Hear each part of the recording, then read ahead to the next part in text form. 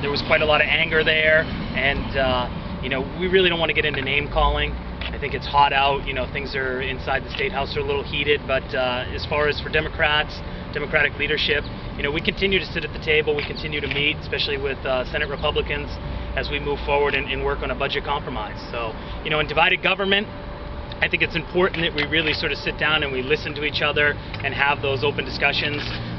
It's equally as important to share our values and our views as well as to listen. Are you and Senate Republicans on the same side on this one? I think that there was some conversation around the governor's budget, and I think what you saw, the governor proposed a budget that really went nowhere. It was never really taken up. So, while we compliment him for having a bold vision on the budget, I think that, that budget isn't really dead because of Democrats. How do you vote? What's your response? You had not that long ago, both you and the Speaker said part of the Democratic plan in the budget would be to reduce the income tax. The governor's saying you've reneged on that. What's your position? I think right now, we were thinking about having a, broad discussion around tax reform. We put forward a proposal. That proposal was never taken up, never debated, no votes were taken. So here we are, we're looking at a deadline looming. Let's be realistic here. If we don't have a budget by early next week, the state's going to have problems. So, now we're sitting down, we're talking, we're trying to figure out what it's going to take to pass a budget, to continue to run state government. And I think there's going to be some give and take there. What about his right to veto the bills? Any Democratic-sponsored bills? Were you there for that? I was there. The governor said that he's going to begin vetoing bills just because they're sponsored by Democrats. I think back home that, that's the kind of politics that really upsets people. The governor talked a little bit about the LMF bonds. He referred to the LMF bonds only being for rich people. That kind of name throwing and, name calling really isn't appropriate and trying to work in divided government. Can you find any middle ground at this point after hearing what the governor had to say? With two divided houses, as he said. As far as middle ground with... the budget. I think it's been clear that, middle ground with the governor doesn't really exist. We bring forward ideas, the governor brings forward ideas, we seem to come to the middle, and the governor rejects those. So, I don't know if we're really seeking middle ground at this point with the governor. He's sort of left out of the equation. What the Republicans think? Like I said, we continued to meet with Republican leadership last night. Leader Fredette was there. There was the Senate leadership around the table. We continue to talk. The Speaker is ongoing conversations with Senate President Thibodeau. And, I found those discussions refreshing. I've enjoyed my time with Senator Thibodeau, and we'll continue. How far are you from the deal? How much more has to be worked out? What's the sticking point? How come appropriations stay up today? It was expected to be one night. That's a great question. I think that... you can talk with the chairs of appropriations. You might want to have some follow-up today just to figure out where those sticking points are. Talk with the Senate chair as well and see sort of what, the concern is about going on mic and what issues are the sticking points at this time. As far as where the governor is, I wouldn't say that the other caucuses are right there with the governor. Jeff, given the governor's sort of unpredictability with the veto pen already, aren't you guys already operating under the assumption that you need 2/3 to get anything done around here? Does the governor's threat really change anything, I guess? The other aspect about that is, we need to pass bills through a Republican-controlled Senate as well. So I think that some of the vetoes that we've seen come back, some of the vetoes that we've seen overturned, it's clear that Republicans and Democrats are going to work together to override the vetoes of the governor when they don't make sense or when they're politically driven. I think the governor made a threat today as part of his coming unhinged, unglued, and just being completely angry.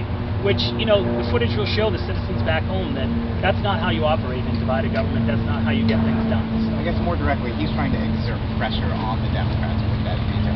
How are you guys going to react to that at all? As far as the veto, it's something that's always looming. I think that we always sort of assume that the governor is going to, veto good measures that are passed bipartisanly. If the bill's sponsored by a Democrat, chances are it has support in the committee. Usually, bipartisan support. In many cases, these are committee reports that have been reported out with both Democrats and Republicans all supporting them. A lot of them have gone under the hammer in the House, so there was no vote. So it was like they were supported by everybody in the House and in the Senate. Representative McCabe, isn't it true though? You guys need a 2/3 vote on the budget anyway because you got to get the thing passed as an emergency bill to get it enacted. So, aren't you guys working under the assumption you need a 2/3 vote anyway? Absolutely, and and I think going into this budget process, we assumed we were going to need a 2/3 budget. I think that we're coming up to some deadlines, and some people are going to have to make some hard decisions as far as how they envision this going forward. The governor was very critical of Democrats today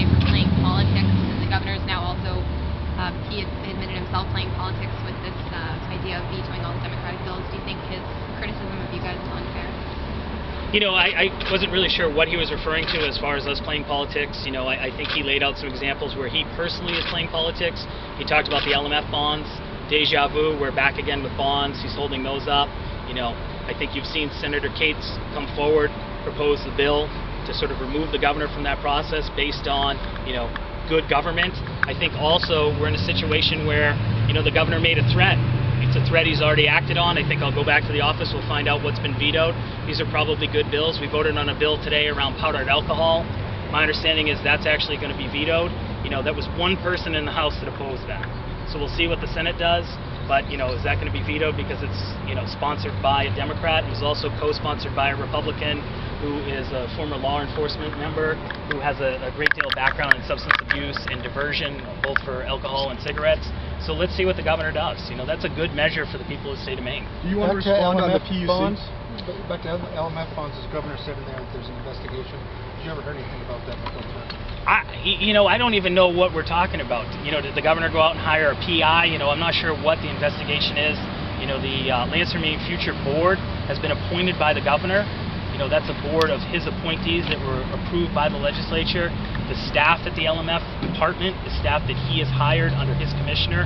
So it's really unclear to me what they're actually investigating at this time. And I would like to know some more clarity. What about this PUC issue? Does your caucus owe an apology to this nominee? You know, I think that the way the committee handled themselves was in a very professional manner. They're under a lot of political pressure. They want to make a decision that's an informed decision. No one's talking about a couple weeks ago when the Judiciary Committee tabled an appointment of a judge, just to step back, to look at the issue, and to think about how they would vote. You know, this is a nominee that will serve for 6 years, and the committee needs to think about those answers that were given, and they need to think about, you know, removing the politics from that.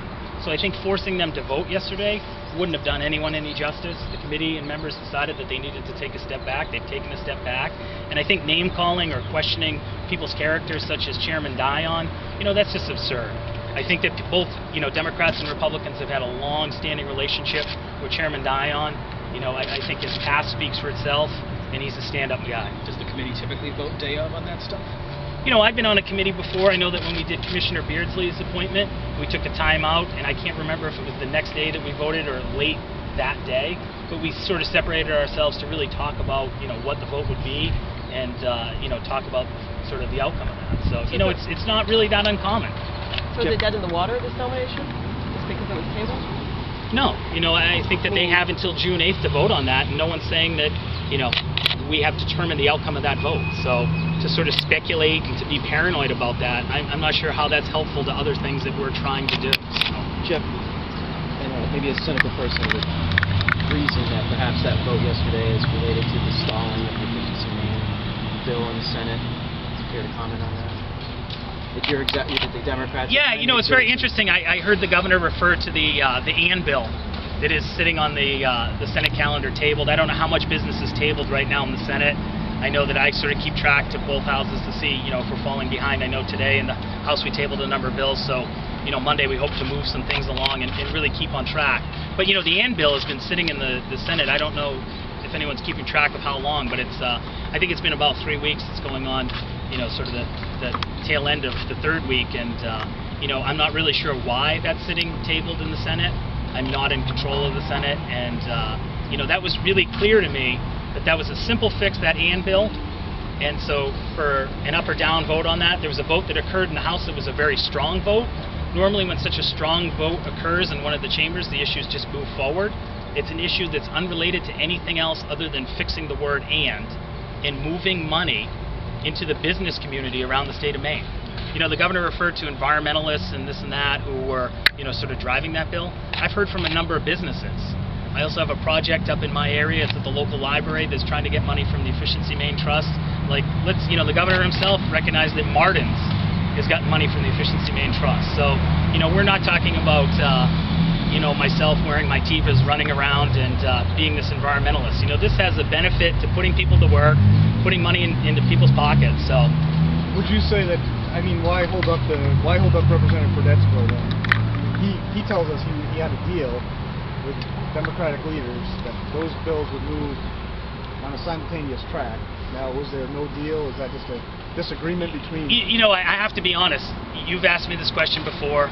You wrote an article about it, and there was nothing in there that said sort of our perspective. There was no deal. You know, people can offer a deal all they want, but if no one responds, it's not a deal. So, you know, I think we've seen since the beginning of session. So you never agreed to move those bills simultaneously? Since the beginning of session, Steve, people have imagined that they've had deals on every, sorry, called you Steve. People have imagined that they've had, deals on every issue. It's not the case. You know, let's keep issues that are sort of related together, and things that are unrelated shouldn't be tied together. You know, that's been some of my biggest criticism for this governor. I recognize there has to be compromise, some give and take, but, continuing to tie things together that are unrelated just doesn't make sense to me. Would it be an olive branch to the Republican caucus, though, just to go ahead and move the bill and have a vote on it so you could just clear this and issue right off the table? And to move what bill? The Fredette bill. At this point in time, I think it's a divided report. You know, it was a bill that was worked by the committee. There's hundreds of bills that are stuck in committee. I'm happy to check and see what the status is, why it's still in committee. You know, it'll come up to the floor. You know, is it going to be a bill that we vote in the House and the House majority votes for it, and then it goes down to the Senate and the Senate does another thing? You know, the AND bill was voted with such strong bipartisan support out of the House.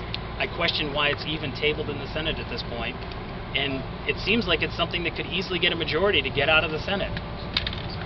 One of the many things the governor said in there today was to reiterate his position that if any committee wants any information, they got to go through him. Have you guys been frustrated all this session, or had any requests to get information denied from bureaucrats? Yeah, you know, I think that the Democrats have been really trying to focus on things like revenue sharing, addressing property tax issues. And, that's something that we've said since the beginning. When we unveiled our plan, we said part of the focus would be income tax, but the major focus would be property tax and addressing, concerns about growing property tax around the state of Maine.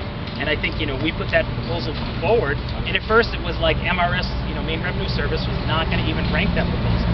I don't even think we've seen the House Republicans' proposal ranked by MRS, and if it has been ranked by MRS, I would love to see the outcome of that. You've requested that and haven't gotten it? I believe that the committee would have. You usually have MRS right there working with the budget, so I found it really interesting that the governor said MRS was at the table working with appropriations when I know that's not the case. That committee needs MRS to crunch numbers. There's a negotiation that goes back and forth between both sides. MRS will leave, they'll come back. In some cases it may take 10 or 24 hours to really crunch numbers and have data. I think the Democrats all along said we are interested in tax reform. Our priorities are, property tax, our priorities are, income tax, but it can't just be at the top. I think at the other, aspect, we've always said that we're committed to protecting essential services, first responders, things like that back home. So, to hear the governor today sort of, lash out again at revenue sharing, it's sort of the same attack, and it's, the same 50 minutes of just being mad and unglued. So. Any other questions? Thank you. Thank you, guys.